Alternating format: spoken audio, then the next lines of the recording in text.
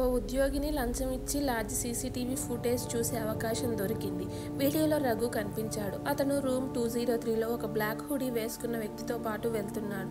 కొన్ని గంటల తర్వాత కేవలం అతనే బయటకు వచ్చాడు, చేతిలో పెద్ద సూట్ కేసుతో. ఆ వీడియో మళ్ళీ చూసినప్పుడు అతనితో పాటు ఉన్న వ్యక్తి చేయిపైన ఓ పూల టాటూ కనిపించింది.